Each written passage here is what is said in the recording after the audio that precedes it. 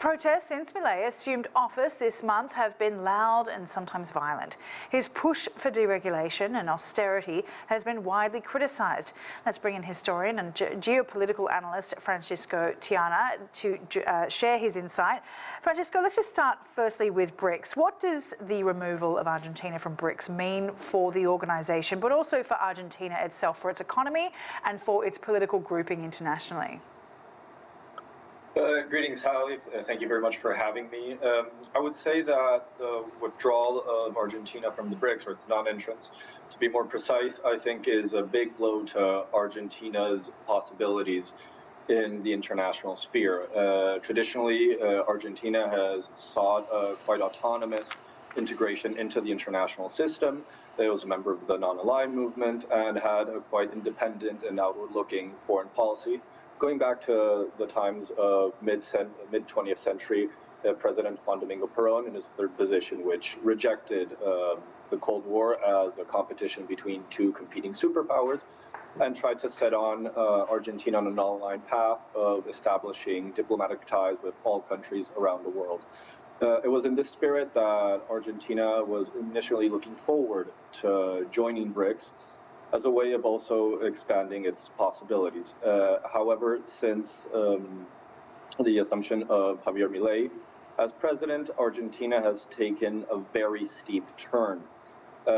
During the campaign, President Milei stated that he would have no relations with any quote-unquote communist countries, including explicitly the People's Republic of China, Brazil, and Russia. This was his category, not mine.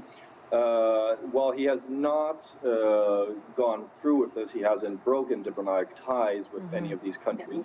He has stated that Argentina will not withdraw from the BRICS. This also comes after a couple of incidents which have also significantly damaged Sino-Argentine relations, which traditionally have quite good and friendly nature of cooperation.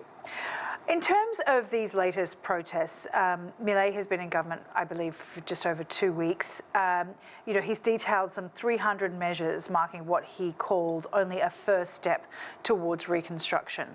What do you think are the biggest concerns for protesters?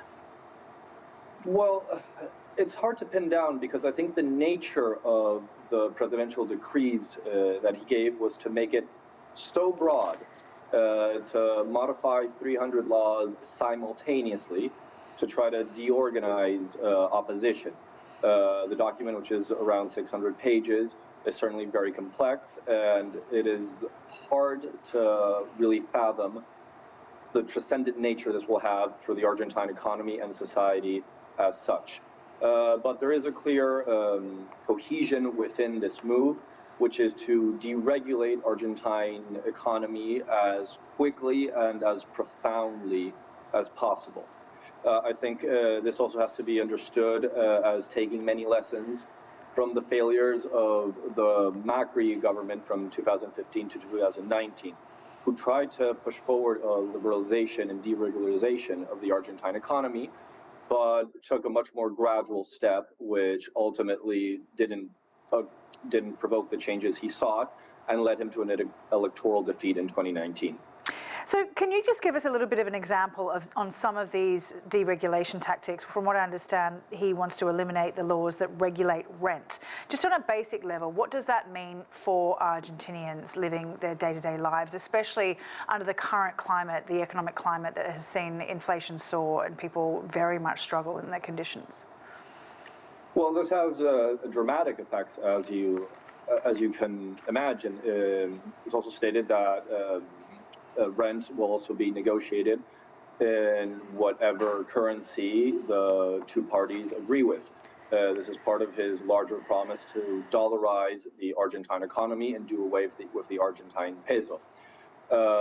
This has, in the short term, signified massive increase in prices.